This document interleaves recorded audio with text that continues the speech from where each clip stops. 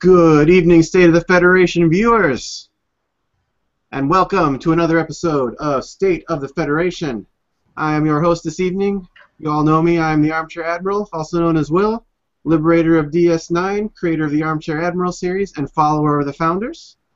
Joining me once again today is our good friend Mike. Mike, how's it going? Okay, how are you? Not too bad. We've got a great show for you guys today. Mike, of course, the HMS Iron Duke on Board Game Geek and his wonderful ship reviews. If you haven't seen it yet, go check that out. And yeah, today's show we're going to be heading on to Torpedo Boats that we didn't get a chance to get to last time on our Borg episode. After that, we're going to take a look at the upcoming ships, the Bajoran Interceptor and the Vulcan Bakir. And after that, we'll take a look at one more classic scenario this week, and that is going to be the Kobayashi Maru. Because, after all, who believes in the no-win scenario? Not me. You, Mike? Me either. Never believe in the no-win scenario. But yeah, that's going to be our show for you today, and let's just kick it off right away. Let's go into Torpedo Boats. Mike, that is all you. All right, Torpedo Boats. You know, when people are looking at building a 100-point squadron, they're usually looking at what are they going to put into their line of battle, or maybe they're looking at, look, I've got maybe 15, 20, 25 points left. What can I do for a buffing ship? You know, like getting an Apnex or a Praetus or maybe a Somra, something small that you can go and put a captain like Terrell or Denatra on that kind of gives a passive buff to your squadron. One of the things that I don't think as many people take a look at is the idea of a torpedo boat. And that torpedo boat, as I was looking through all the cards and everything, I kind of classified that as a ship that is under 30 points in total cost. So your ship, your weapon, and your captain, and maybe one crew, and that's about it, that you're going to go and throw out to try and put some secondary weapon hurt on the other guys. Will, do you use torpedo boats at all, or are you looking more at like line of battle? Well, let's see. For me, I don't generally use a lot of torpedo boats. I try to keep for cheap ships. I'll usually go for something more along the lines of like the Kelding class, which has a low cost and a high main weapon to begin with. I'm usually one more of the support ship kind of guy. Okay. Well, when you're looking at the torpedo boat and you have that budget of round about 30 points overall, that really means that your primary ship you need to have, or the ship value itself needs to be somewhere in the 18, 20, 22 point range. And I pulled out 3 individual ships that I wanted to talk about as great potential torpedo boats, and they each have something special that really helps them shine in this role. And the first one that I want to talk about was one that we kind of looked at way back in episode 1 when we were dealing with Mutara Nebula, and that's the USS Reliant. This is a 20-point ship. It's a 2233, so it's on the high end of what we'll be looking at for durability with combined 6 hull and shields. It has a 180-degree forward arc, and it also has a 90-degree rear arc. So you've got a lot of versatility as to where to put that torpedo when it's time to fire. Now, when you're looking at the Reliant, if you're going to go with a Federation torpedo boat, the only torpedo that I think you'd want to put on there would be Quantums. If you're going to fire, you may as well go for the biggest gun you've got. The challenge with torpedo boats, though, is they can be kind of an action hog, because every time that you go and pull the trigger, you have to re-enable the torpedo, and you have to reacquire a target lock. And we'll get to some of the ways that you can handle that action economy problem in just a little bit. The next ship that I wanted to talk about is the Galgathong, the classic Romulan warbird, all the way back from the original series. And again, it's a 2232 in this case with a cost of 18. But the wonderful thing about the Galgathong for torpedoes is the named ship's ability that when initiating an attack well cloaked, you may fire torpedoes without needing a target lock. So suddenly your action economy and what is required to get this thing launched at somebody drops by half. This is wonderful. We love it. It's great. Now, do keep in mind, though, that this is plasma torpedoes only, so you can't go and drag the quantums out and go and put them on the Galgathong and get the same kind of benefit. Aww.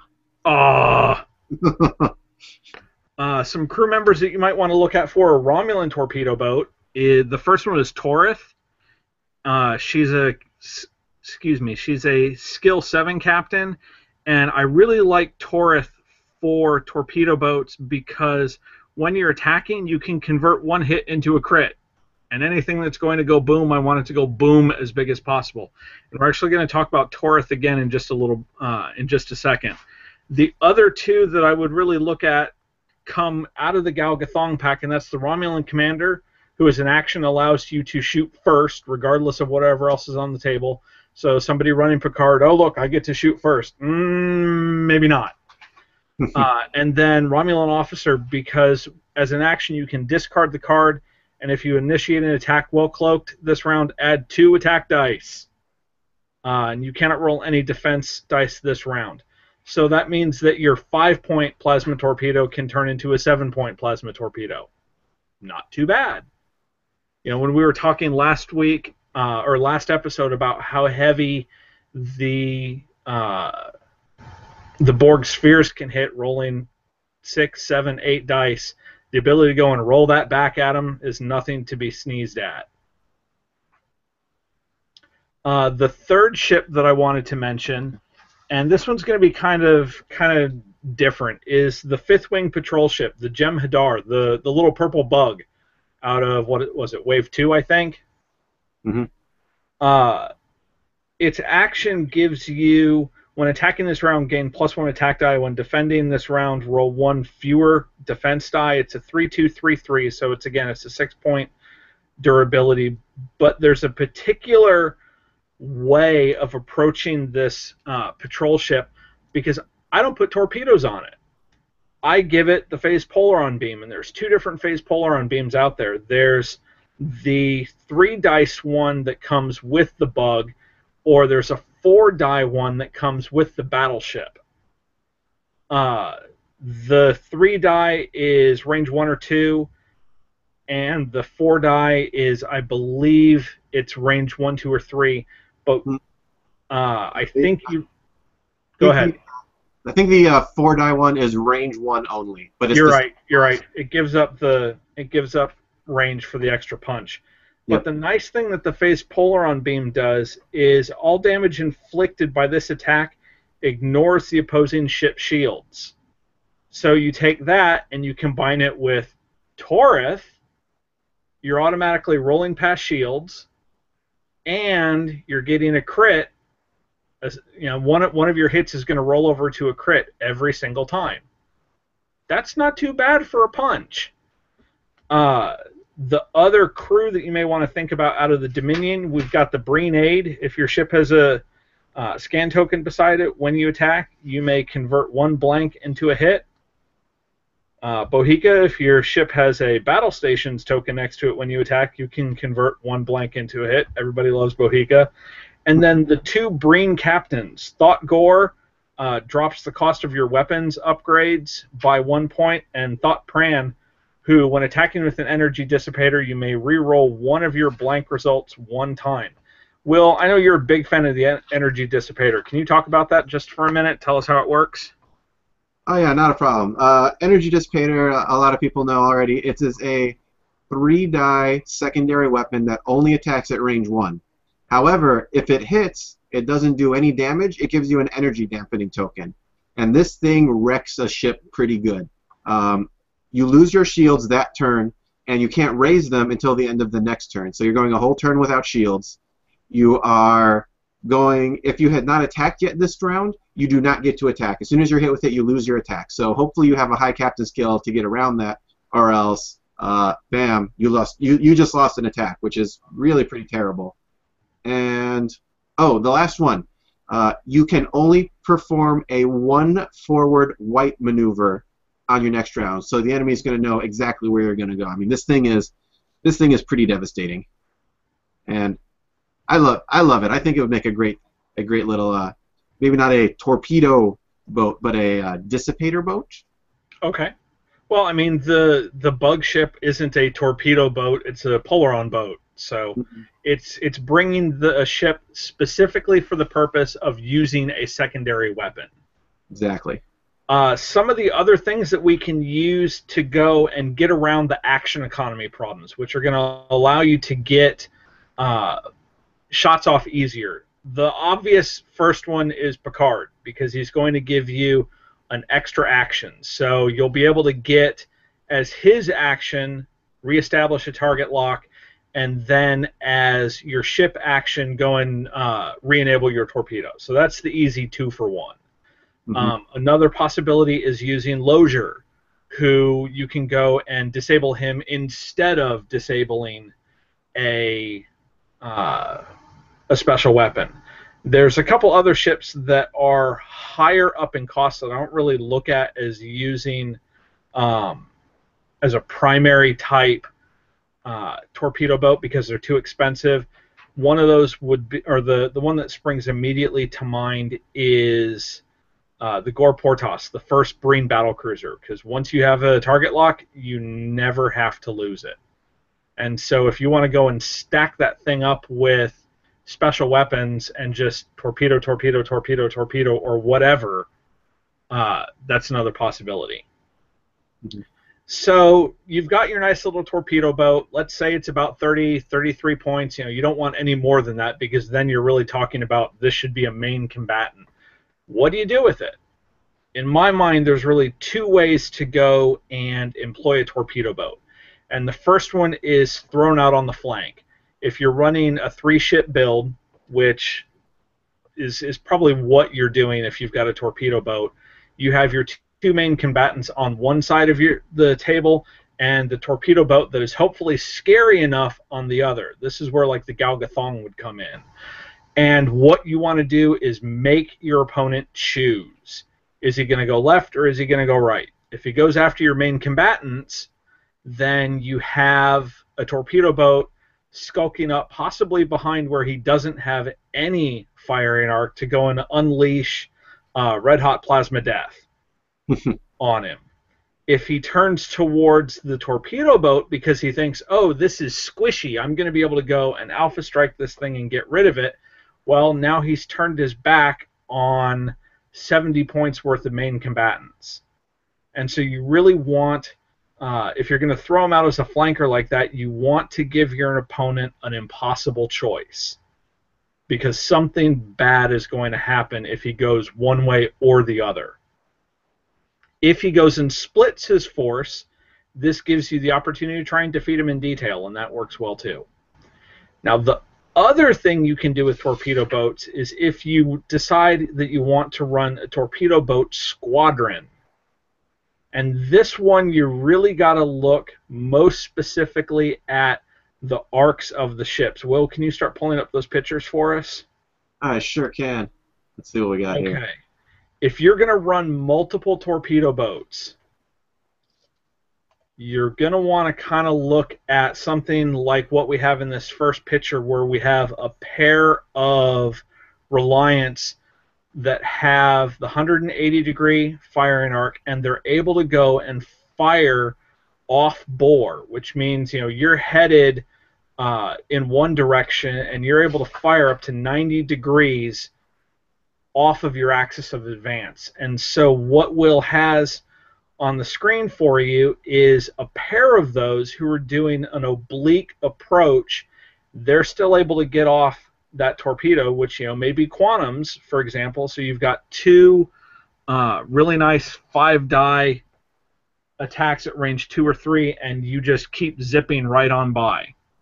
Can you flip over to the next picture for me? Not a problem. Okay, so after you've gone and done that attack, they're going to come chasing after you. So what we have is now the second turn or the turn after you've done your initial torpedo attack. This one came up a little bit close because they're able to go and do a 2-turn so that they're tighter into you, but as you're, again, flying away from them, you may not get a torpedo shot off, but you still have your primary weapon, and especially for the Reliant, you're rolling 3 dice at range 1, plus the additional die for it being a range 1 attack on the Reliant. So you've got a 4-die shot with one of those ships and a 3-die shot with the other as you're going. And as he has them, you've got both of those shots that can go into the rearmost Klingon in this particular case. And you're able to continue right on going, rearm, and set up for another pass. So what do you think about oblique attacks and a torpedo squadron, Will? It's not bad, actually. It plays very similar to the way that, the Cardassian ships actually want to play. They have the 180-degree arc. In order to, keep enemies in their firing arc, they kind of want to skirt around the edges and try to take advantage of those, hard 90-degree shots into the other guy. Because if you're not doing that, it's really easy to get behind you. But, yeah, I actually have a question from the audience, and I think it applies to this situation. What about Alpha Strike torpedo boats? And I think this would fit in most with the, probably with the fleet ones, wouldn't you think? Oh, where you're actually going and doing a squadron focused around the torpedo boats? Maybe. Okay, well, when you're looking at an Alpha Strike torpedo boat, really what you're now starting to look at is, for example, captain skill. And trying to get your shots up into the top of the firing phase. So captaining a torpedo boat with Picard, Kirk, Martok, Romulan commander, if Romulans are your thing, you're able to get a 7. Romulan commander is a 7 skill captain for 5 points, and turning it into you're doing all the same things that you would normally do for an Alpha Strike, but you're building it around the benefits of a secondary weapon. Remember, when you're rolling just your primaries, you have whatever the shot is. There's no additional benefits that you get out of it. But quantum torpedoes, for example, if a target ship is hit, add 1 hit to the result of your total damage.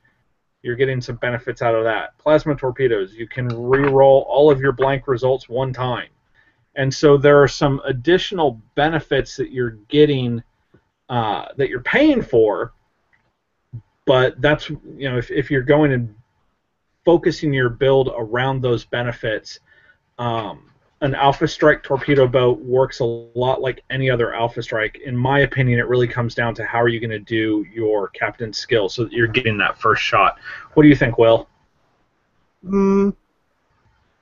I like it. Like, I'm used to getting, I always like shooting first anyway, so I'm sitting here using, like, Independent Con, the Gen Con promo, or Picard for the most part. But, I mean, yeah, I mean, the difference between this and just going for a regular Alpha Strike build seems kind of, not that much different in practice.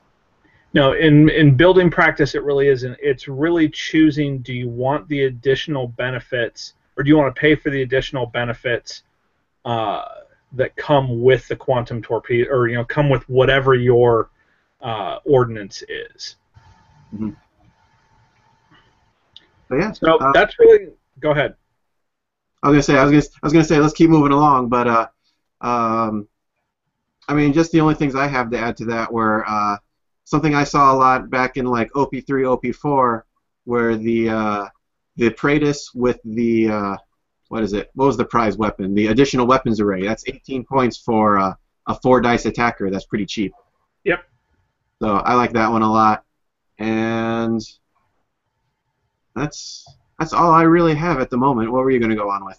Well, I was going to say there is a new potential torpedo boat coming up in the next wave, which kind of moves us well into our next segment, and that is the Bajoran Interceptor. So why don't you tell us about that? What a great segue, Mike. We totally didn't plan that at all. No, not at all. No, all right. Moving on, we are moving on to the Bajoran Interceptor, and I like this ship. I like it a lot. It's a little ship. It is a 16-point ship, and it has a lot of, actually a lot of similarities to the Praetus. The regular one and the generic one are both going to be of low point cost, 16 points, and it has very similar stats. 2-3-3 instead of 2-2-3, and it has the weapon slot to make up for it. The Interceptor also, which is going to be one of the biggest things I think about it, has a maneuver dial the same as the the Federation fighter. They have one of the best maneuver dials in the game. 1 come about, 2 come about, both white, hard 1 and 2 turns, and then 1, 2, 3 for everything else. This thing can maneuver like nobody's business. And like we were talking about torpedo boats, this thing would make it, I think I don't play them very often, but I think it would make a great torpedo boat, especially we're looking at some of the upgrades that come with it. The phaser strike. All right. Now going back to that alpha strike, instead of having to spend 6 or 7 points on a captain or 5 points on like Khan or something, we've got phaser strike, which doubles as both a weapon and as a first strike ability. So phaser strike as an action, or let me start off. It's a 4-point Bajoran weapon. All right. It does 3 attack dice at range 1 to 3, so pretty much any distance you want to go. As an action, it allows you during the combat phase to attack with this weapon as if you had a captain skill of 10. So that's almost automatically getting you that first strike over everything, short of Romulan commander, faster than your Kirks, faster than your Picards. As an attack, you disable the cards, so it doesn't require a target lock, which is great for the action economy. And the range combat bonuses apply to this attack. So it basically acts like a primary weapon. Not necessarily good or bad, but that 1 extra attack die at range 1 could come in handy. The 1 extra defense die at range 3, it's a thing we deal with anyway. But the only special thing about this is this upgrade may only be purchased for a ship with a hull value of 3 or less, which is limiting it to, the Praetus, science vessels. The Chitang could take this, but anything besides the Bajoran Interceptor, it will cost plus 5 squadron points on, which for those 5 squadron points, you could probably get a pretty high-level captain and attack with a regular weapon pretty easily. But I do like this one a lot. I think it'll help a lot for the whole, like I was saying, the Alpha Strike, Phaser Strike, going at weapon range 10. You could load this 4-point weapon on a 16-point ship. You could have 5 of these at the same time. How does that tickle your fancy, Mike? Ow! Let's see. I really like the action ability of it. I think you have to be really, really, really careful about hitching your fortunes to something that's got a hull value of 3 or less. You were talking about going and putting a high-value captain on there and then setting up a phaser strike. That's great. And if I squish that guy in my return fire, well, there goes potentially the center of your build. Mm-hmm. So I'm wary of hitching my hopes on something that's got 3 hull.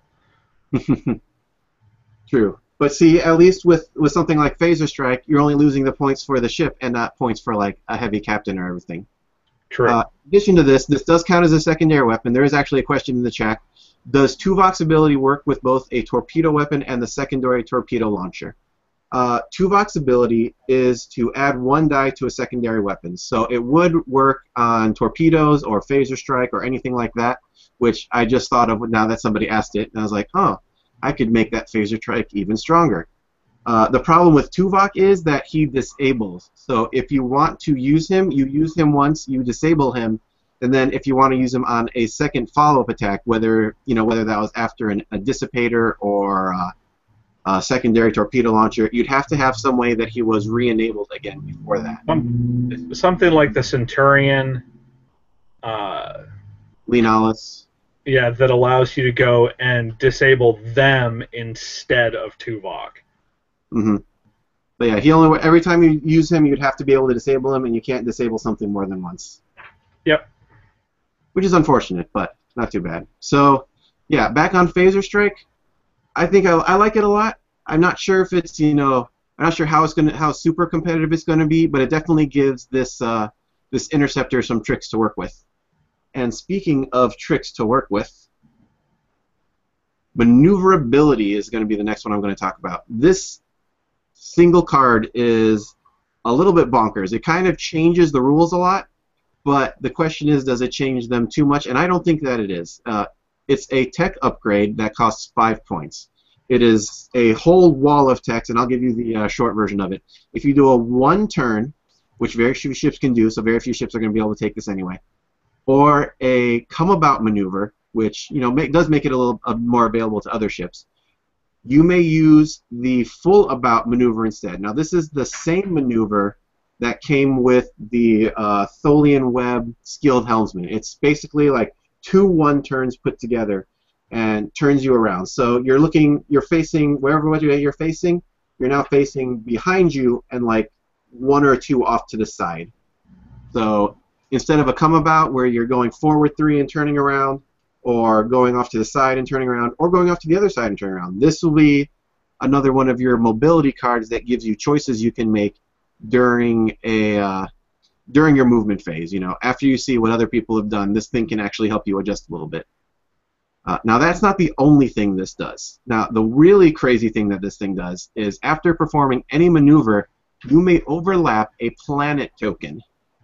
When overlapping a planet, you can still perform actions, attack without penalty, and be attacked, although you get a extra defense die. So this thing, basically planets have been in the past for every other ship, just a giant obstruction, you can't shoot through it. If you touch it, you're stopped. These things can actually, dodge through the atmosphere and still keep firing at you. And that is something that, no other ship has been able to do yet. I mean, the question is, how game-changing is it? I mean, what do you think about this, Mike? Do you think this game changer is to, be a big effect or not? I think it's going to be really annoying to start with. The one thing that I wish they had done on that last sentence is instead of limiting it to Bajoran Interceptor, I wish that they had limited it to Bajoran ship. So that the Acherum could use it as well. I have not had a chance to fiddle around with the full about yet, so I have the image in my mind of it goes about this far. It's still going to be a red maneuver. Red maneuvers are going to give you all of the difficulty that they've always given you. This just gives you a chance to kind of displace. So you're getting sort of a come about along with a sensor echo at the same time. Yeah, so, it gives you some maneuverability options, It's not quite as strong maybe as like Sinon or something like that, but it does have, I think, its own kind of unique place. I can just see myself doing, going hard into a planet and then being like, maybe I don't want to go this way. I'll use that to come about maneuver and then just, I can either turn away from the planet or just sit right in the middle of it and be like, hey, you can't see me from there. Yep. Won't work very well against the Borg ship, sadly, but against other ships it could be some fun shenanigans. It's a shame it only works on things that die in 1 hit if you sneeze on them. But I think that maneuverability actually would have been kind of cool had they done. This goes back to a different game system. No, not X-Wing. The old Babylon 5 Wars had a maneuver called skin dancing that allowed smaller ships to go and fly extremely close in to larger ships and receive some defensive bonuses. We kind of see the same thing in a few of the Defiant battle scenes in DS9, where they're just kind of zinging back and forth around much larger vessels. That would have been kind of a cool, like if you're within range 1 of another ship, you get a bonus die or something like that to your defenses. that'd be cool. That'd be nice. It would be kind of like the. This was something I wanted ever since the Negvar came out.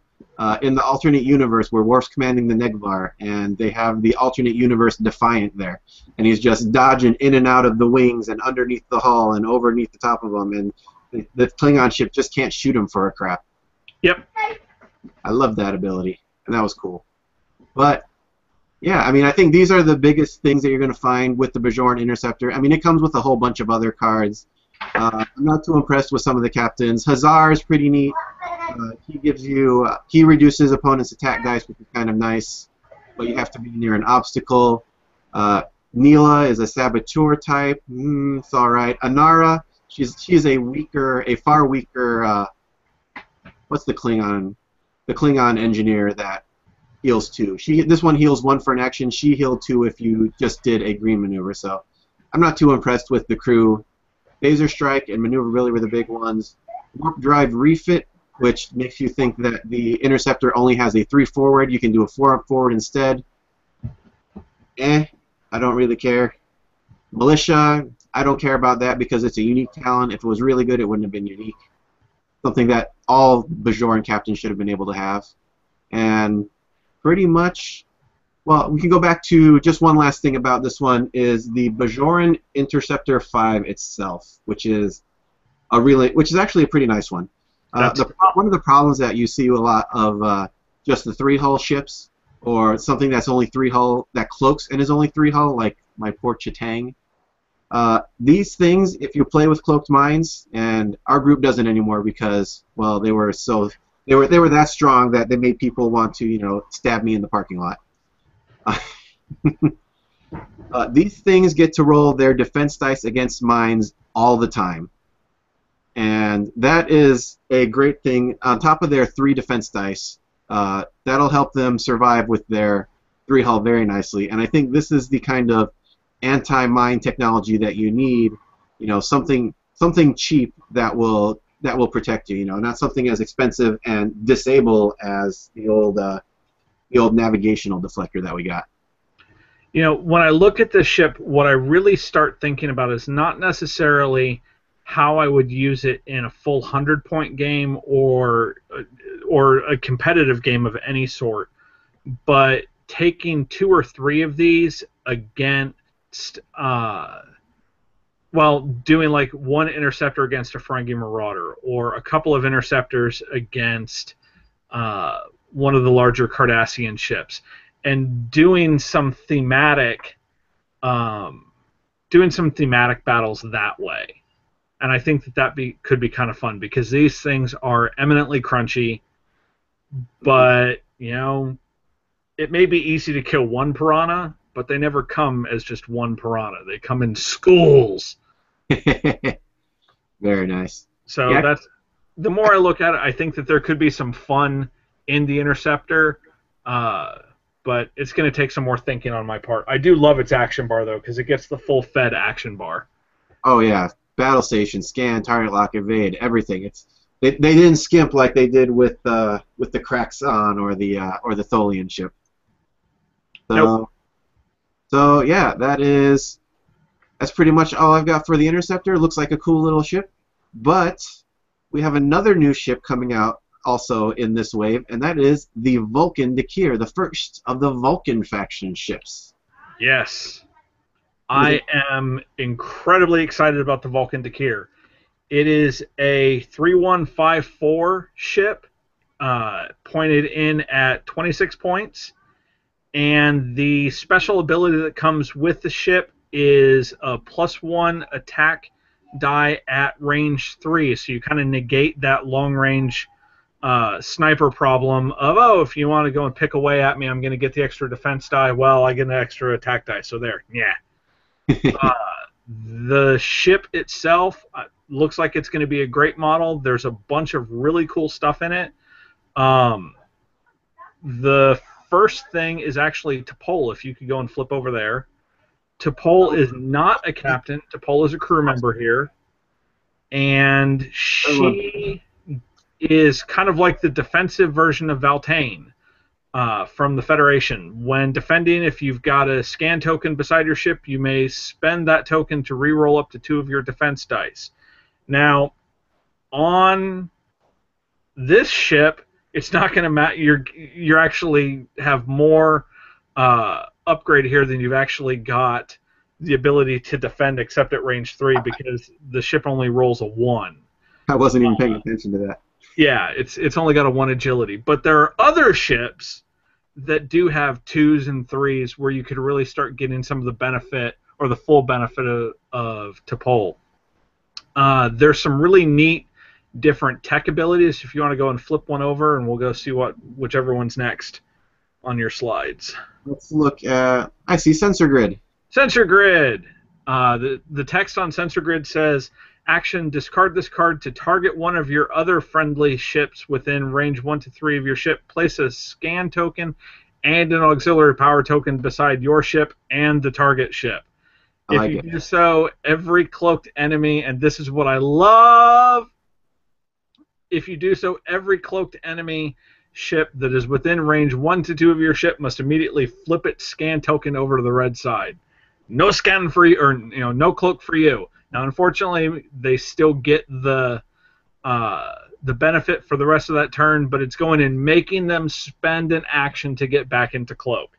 I know that cloak has become kind of at least a little bit blasé as we've moved towards, I don't know, the Borg. But for anybody who is not engaged in a Borg battle, the ability to go and knock somebody out of cloak is pretty cool.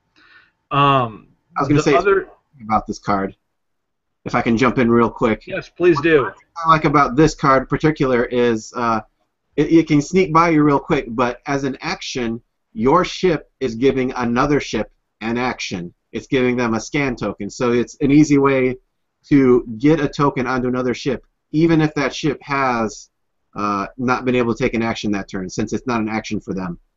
Correct. So, I mean, there are some benefits that come out of that. The ability to deal with cloak mines. Suddenly you've got a scan token. Am I remembering the mines correctly? Scan token allows. Pardon? I think you actually have to take a scan action for those. You have to take the scan? Okay. Yeah. But it would work for people that need multiple scan tokens. Yes, which is something I'm going to talk about in just a second. Go ahead and flip through the other couple of cards. All right. What do you want? Do you want auxiliary control room? Sure. Auxiliary control room. Auxiliary control room makes me happy. I love this card. At any time, you may disable this card to remove 1 auxiliary power token from beside your ship. This is not an action. It can be done at any point in time, which means you can go and pull that red come about maneuver, use auxiliary control room, dump your auxiliary power token, and still take an action. The other captain that comes with this this pack, his name is Soval, and it has target a ship within range 1 or 2, remove 1 scan or battle station token from beside the target ship, place an auxiliary power token beside your ship. So you can go use Soval's action and then go and immediately dump your auxiliary power token that you picked up. So this is something where just for this card alone, I'm actually thinking about buying multiples of the Dakir. Even if I wouldn't fly multiples of the Dakir, I will spend the 3 or 4 points per ship to go and put auxiliary control rooms in as many things as I possibly can. Yeah, it's just that good, especially because, looking at it again, it's a disable card. Most of these are generally, some kind of discard card. And I was like, and only used once. I was like, this, if I get in position again, I can use it again. That makes me a happy camper. Yep. Okay, I think we've got a weapon up next. I love this weapon too. Yes, aft particle beam. Disable this card to perform this attack. No target lock. Yay! You may only fire this weapon from your rear firing arc, which obviously it's an aft particle beam. Whatever. It is a range 1 to 3, or so a full range weapon. Rolls 3 dice and costs 1 die. One 1 point. One measly point. It's a bargain. 1 measly point. If you don't know where to put this thing, you really need to go and look at your ship building or your squadron building. Oh, I've got 1 point left. What should I do? Put the aft particle beam on it. 2 points, but close enough. What do you like about this so much? Well, besides being able to tell people where they can put it, put it up your aft. Put it up your aft. You thought about this all week, didn't you, just to be able to use that joke? I'm sorry, I'm a terrible, terrible person, I know. But crimes against humor. But yeah, I can't count how many times I'd be like, man, this ship has a rear arc. I feel like I'm wasting it if I don't put torpedoes on it, because rear arcs are such wonderful things. And this gives me a super cheap alternative with any ship I want. Most of the ships that are going to have rear arcs are going to be Federation or Klingon, but, I mean, 2 points. 2 points. No target lock. I hate target locks. Yes. They're just so much work and effort. I'm a lazy guy. I want to shoot now, okay? Yes. You blame me for that? No, I think this is a great weapon. The build I'm looking forward to the most is an Excelsior, a Dakir, and a Reliant. Just as a fun build. The Excelsior and the Dakir are both 26 points. I think they're going to be very complementary. They're tough as nails at 9 durability each. They're about identical, aren't they? Even with the maneuvers and the firing arcs. Yeah, they're very, very close. And you get the wonderful benefit of named, or the named ship abilities on both of them, which is something that you can't get like if you fly a pair of Excelsiors. So I could not be more excited about picking up a Dakir in a couple of weeks. When I saw it was coming out in the wave, I looked at the cube. I'm like, okay, well, I'm going to need to get a cube anyhow. But the Dakir was something that I was like, this is the ship that I want out of the wave. And it looks darn cool. It does look darn cool. It would be really cool if they made it so that the ring would actually move, but I can't have everything. It'd be hilarious if they actually did it, though. I think I would have a squee moment. Yeah, very nice. Anything else you want to talk about with this one? Anything specific? Not necessarily. I think I've covered all of the high points for the things that I really, really like. Oh, there's one other interesting thing. The secondary captain that comes on here is a Captain Skill 3, and what he brings you is not an action or anything, but he allows you to add an extra crew to your ship. So we haven't seen something like that yet. We've seen. I was gonna say, wait. Pardon? William 7 was pretty close. He gave you 2 crew slots. Okay, yeah. He was pretty much the only one. You've got Styles that gives it tech. I don't think there's someone that gives a weapon yet, but this is a cheap one. Balana Torres as a crew member gives you an extra weapon slot. True. So there have been other things that have increased the other slot numbers. And so this one ends up handing off an extra crew slot. This is a nice one because he's cheap. You can use him and reinforce him off to the sideboard when you're done with him. Yep. So let's talk about Mutar Nebula, Kobayashi Maru. All right. Moving on to Kobayashi Maru. We love this classic scenario. We love to lose to this classic scenario. The no-win scenario, as it were. All right, so just going over the rules really quickly, because it's not that complicated. You've got 150-point Constitution class Federation starship on one side. You've got any number of Klingon ships on the other, up to 80 squadron points. And over on their side of the board is it actually the Kobayashi Maru? I should really know this. I'm going to lose some nerd credit here. I was going to say somebody's going to come and take away your nerd card. I know.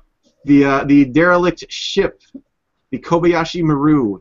On it are 3 mission tokens, aka survivors, and you need to spend within the next 9 rounds. You need to get there, beam at least 3 survivors off, and then get back off your side of the board without dying. That is, I mean, really, it's hard enough just trying to survive, but trying to beam these things off, which requires you to lower your shields, generally is a really hard thing to pull off. What do you think about this? Mike, your initial impressions. Well, what was it? Back in December, WizKids actually had this as a competitive event. Go in and videotape your attempt to do the Kobayashi Maru, and they had OP1 and OP2 prize packs for the people. They would do a drawing for whoever successfully did it. I did not. I was slaughtered ignominiously. I sweated over how to do this build for quite some time, and I don't even remember what I did. I think I made it through about 3 turns. I just got... That's a pretty good record, actually. What now? That's a pretty good record, actually.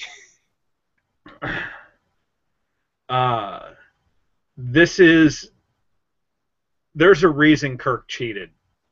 That's all I'm going to say, because it's really, really, really hard. Mm-hmm. What about you? Did you manage to pull it off? Well, here's the thing about what I did about this, and I played this with a couple of my friends, and we were doing the contest too, and well, we're a bunch of very what do I want to say here? We're a bunch of very lawful neutral guys, so we didn't feel like going with the with the 2 Klingon ships that were kind of the Garoth and the cheaper ones. No, we went with the thing that we knew would kill the other guy. So I actually participated in the same contest that you were talking about, and we actually managed to win the consolation prize, which was their favorite game from a Klingon victory perspective. And my fleet of choice was a Vorcha, a Vorcha, and a Negvar. You're not nice. All three of these, with nothing else on them, comes to exactly 80 points. Against one lonely little Constitution. Needless to say, it was a slaughter most rounds. Oh, yeah. Yeah, I tried multiple times from the other side, get a first strike in, quantum torpedoes, try that. Maybe you get one, the other 2 still wreck you. We've tried once with 2 loaded down Klingon ships because, 3 ships is always better. That's how we always roll. But even then, we lasted a few rounds longer, but still exploded in the poor, dark blackness of space. Similar experiences for you? Yeah, I actually, let's see. We closed on the first turn, and we're just barely out of range of one another. The second and third turns were just a sea of Klingon phasers and disruptors is all it came down to. The more I think about this, the more I think that the only way to win it is not to fight. That you want to go and soup this thing up with every possible trick you can to make it go faster. Paint it red, put flames on it. I don't know, I don't care. Gotcha. When you said not to fight, I was thinking all of war games as like an interesting game. The only winning move is not to play. Well, unfortunately, you have to play. You're at the table, but shooting is something completely different. I want to get behind the Klingons and then move as quickly as I possibly can. Now, let's see. I gotta go and find. Do you happen to have? Wait a minute. Let me find my Constitution card and see what all it comes with. What the ship comes with, or what it has to work with? Both. It has 1 weapon slot and 3 crew slots. The named Enterprise has a 4th crew slot. It's Okay. a 3-1-4-3, I believe. Does it have a 4 forward? It does have a 4 forward. Okay, I'm taking styles and transwarp drive. Oh right, we're a strategy show. We're supposed to be helping people win this scenario. Yeah, we're strategizing, not just commiserating about how terrible we did. Play the Klingon side. So that's one possibility. The problem is that Styles is too low of a captain's skill to get an elite talent, so you can't do something like Corbomite maneuver, which is going to prevent them from shooting at you. You can't go and take engage, which is going to give you a little bit extra move, but you can take dash, which is almost as good.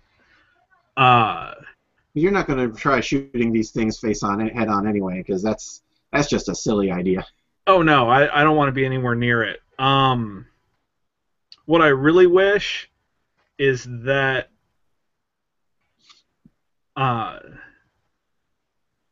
okay, so here's an idea for you. As I'm sitting here spinning through my mind of everything that's come out now.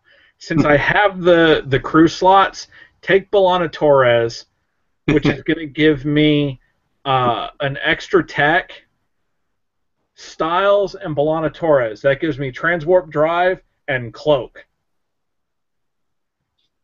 One problem with that one, though. What? While you are cloaked, you cannot beam survivors off the Kobayashi Maru. But it may get me past them, which is what I want to get. I want to be able to skate past the Klingon horde that is between me and the Kobayashi Maru. So yes, I get that. For that matter, take a blade of armor is for Voyager only. Voyager only. Doggone it! I thought about it, but I was like, dang, Voyager only. Yeah. I mean, while we're on the subject, let's go ahead and take a look at the winners of the actual contest that actually submitted a game and won the Kobayashi Maru. All right, I have their build right here. All right, now what they did, I consider a little bit cheaty. They had, on the Klingon side, they had 3 Katinga class, so kind of more of a era pure kind of scenario there. Which I can respect. I can respect that, but on his side, he's using a resource of command tokens, and he is also going cross-faction. He's using the generic Constitution, Captain Picard, because, well, of course, Captain Picard could beat this scenario. He can beat anything. He's using the Insha talent, which is the Klingon talent that lets you make an additional move. Jadzia Dax, like you were talking about. Leonard McCoy, which lets you use Jadzia Dax once as a free action. And quantum torpedoes. So basically the way this game went down is first turn, forward 4, bang it forward 4 again with Insha, and use Jean-Luc Picard to get a target lock, and pray that quantum torpedoes, killed one of the Klingon ships. It did, with a little help from the command tokens. So all of a sudden he was down to against 2 Katingas, and that made it a whole lot easier. The whole free actions from the command tokens seemed to help a lot. He could move, be in a firing arc, use Leonard McCoy and Jadzia to keep moving, and he still had an action that same turn to beam people off the ship. So, while I don't necessarily agree with the way he was doing it, I do think there are a lot of good ideas here that we can that can help us normal people who want to cheat the scenario in less of a cheaty way. What do you think, Mike? Based off of my movement concept, I'm going to go and drop the quantum torpedoes. I'm sure I can think of something to use those points for instead. That's 6. Actually, just being sneaky and looking at all of the resources, I want to see if I can figure out a way to go and take a ship and the Federation fighters. No, all you get is one USS Constitution class ship. That's not a ship, it's a resource. It's a ship and a resource. That's why I don't like resources. But no, it was kind of funny, you know, one of the other guys, Steve on YouTube, he did the same scenario with a Borg sphere instead of the Constitution class. How do you think that ended? Bloodily. I think going back to the scenario itself, instead of trying to come up with a way to beat this, because there are ways, but it also requires a little bit of luck. I think this is a great scenario to go and play with a new player who you want to give some initial success to. You take the Federation and let him beat the tar out of you with the Klingon fleet. Because people like winning. And Yeah. this is one that is really tilted towards the Klingon player. It gives them a chance to, you know, get used to the maneuver system, and it's kind of the shallow end of the pool as far as difficulty is concerned. I like that even on the mission card itself. Note, this mission is strongly weighted in favor of the Klingon player. Now, there's a question in our chat box that I want to address really quick, and then I want to go back to Kobayashi Maru. Mhm. One of our listeners wrote that they want to know when the Vulcan ships are coming out. I don't know if there's an advertised street date yet, but considering that we have previews on all 3 of them, I'm going to guess, and this is my completely wild random guess based off of empirical evidence of what we've seen before, is probably about another, 2 weeks? Coolstuff.com has them listed at June 4th. I was pretty darn close. That is almost exactly 2 weeks. That is Okay. 2 weeks in a day.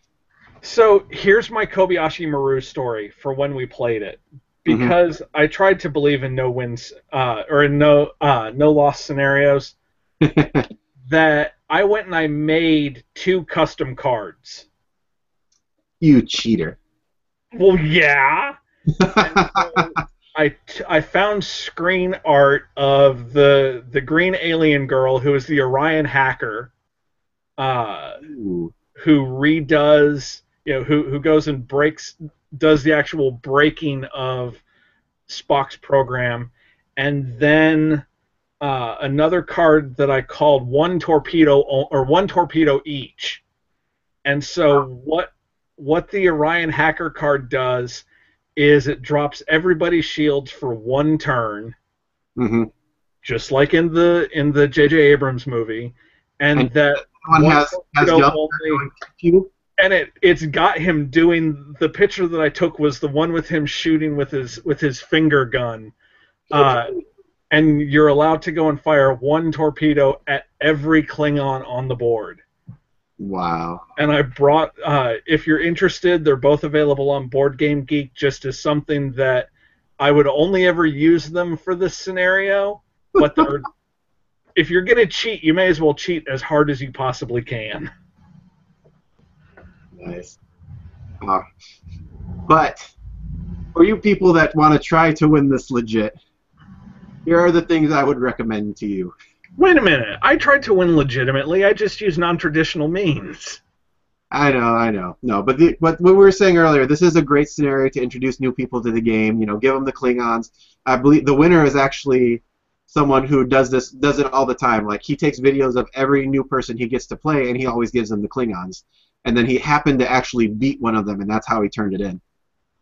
But yeah, with this scenario, really the biggest thing that we could learn from when he actually did win, If you don't feel like using the resources, if you want to do it without that, go for things that give free actions. Something like McCoy and Jadzia Dax would allow you to move out of arcs and still beam that turn. One of the hardest things you have in this scenario is action economy, which is there's no way to get your beaming action for free. It always has to be your main ship action. So stack those guys that give you extra actions. McCoy to help you with the to help you get someone in, because with the Enterprise you have a lot of extra crew slots. I would also go with Janice Rand. She'll let you use Inshaw or Engage or even Corbomite maneuver for free. So if you throw one of my ideas for this was to throw Kirk on there, give him Cheat Death and Corbomite, and have Janice Rand activate Corbomite one time as a free action. So that's one beam out there.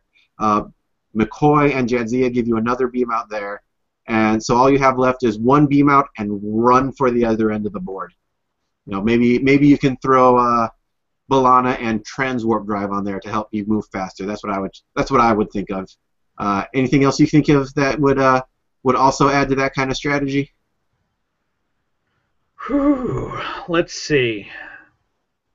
If you're gonna go and put B'Elanna on there to give you a tech slot, it's a tough choice between Transwarp Drive and Interface Generator,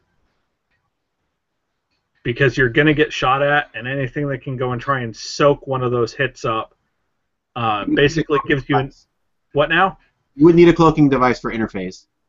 You need a cloaking device for Interface? Interface only works while you're cloaked. Oh, well, okay, never mind then. Maybe Vero. It shows how often I actually play with Interface. Well, you're not. Are you the pinnacle of Federation technology doesn't know how Romulan technology works? That's crazy. Correct. Fedhead. Fedhead. So, yeah, B'Elanna, Transwarp Drive, Engage on Picard, and I think Picard is probably one of the best captains you can possibly have out here. Or, you know, if you found another way around your action economy, if you're going to use like Kirk, Engage and Corbomite maneuver as your two talents. I do like Corbomite maneuver a lot, especially combined with Rand. Makes it free. I would run two if I could keep Rand around. Or of course, there's always the really cheaty way to do it would be to have Wei-Yun and Rand. The other one that I think might be kind of interesting, depending on how you end up positioning on the turn that you, on the turn before you do your last beam, is Cochrane D-Cell, so that you're actually flipped around, pointed where you need to go. Going the other way. Going the other way, beam out and zing. Or also something we just brought up today that I just thought of. The auxiliary power room could come in handy here for a couple of times. Yes, it could. Now, again, you're using B'Elanna or something else, you know, like a combination of B'Elanna and Styles, depending how much tech you want to try and cram into your Constitution class. But yeah, that would be a good one. Yep. So, I don't know. We have anything else to say about Kobayashi Maru, the no-win scenario? Well, so far it is a no-win scenario. I have not won it yet. Hey, neither have I, so you're in good company? I think that most of us have not won it yet. Or rather, we've all won it, but only as the Klingons. True, very true. So, your strategic tip for the day, if you want to win the scenario, play as the Klingons. Play as the Klingons. We had one other question. I'm not quite sure exactly what is being asked. It says, I have a friend who wants to play. How to show him the warps, your thoughts? I'm going to guess it's how the game works. Ah. So, I mean, for this, what I would say is, I know Charlie, he's one of the locals at my game shop, so he's pretty cool. But, okay. What I would say, number one, is start with small fleets. either do this Kobayashi Maru scenario. I don't know if you have that one, but all the rules are right here, right now, and it'll be in the archives if you need it. Number 2 is go for a low point game, maybe 50 points on 50 points, and give them one sphere. Don't use the sphere yourself. You don't want them to run away. But the sphere has, it has easy maneuvers to learn, and it also has, the 360 firing arc, so they can. So even if they're not the ones dealing with seeing how firing arcs work, they're seeing how it works on your side. So it's a little easy. It's a little newbie friendly with the sphere or with having the Klingon side of the Kobayashi Maru, I would say. Any suggestions from you, Mike? Well, if you've got a new player, the first thing I would say is play with the starter box. Go and get the base set. That'll give you everything you need for easily understandable one-on-ones. That was how I got started with this system when I was looking at whether I wanted to buy in or not, was the Enterprise D against a Kazara. After that, I would go and pick one of the classic scenarios, either Kobayashi Maru or, like we talked about in our very first episode, Mutara Nebula, because they're both really iconic. Anybody who has watched the older movies has seen these two things actually play out, and they'll go, "Oh, I remember this. I know how to do this." I would disagree with Will about the sphere. I wouldn't bring it in yet because you're either going to spoil them, since the sphere is kind of an I win button right now, or you're going to terrify them. And fair enough. So people get into Star Trek because they have dreams of being Kirk or Picard or Cisco or for the really sick twisted people, Janeway.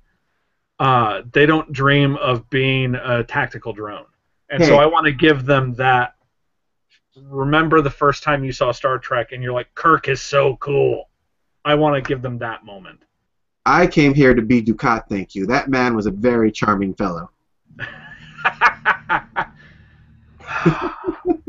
You're just storing up founder brownie points. I don't know what you're talking about. Okay, Mr. Follower of the Founders. Hey, I don't think if the Borg met the Founders, I don't think you can assimilate a Founder. That makes them friends. That makes them allies. Well, trying to assimilate a Founder, where would you go and plug the little thingies into him? I know, right? Just dump them into the bucket. I mean, the Borg only care about solids anyway, and the Founders don't care about solids. They'll be like, here, have all that you want. But yeah, I think that'll about do it. I mean, we're done with Kobayashi Maru, so my Q&A box is empty for the night.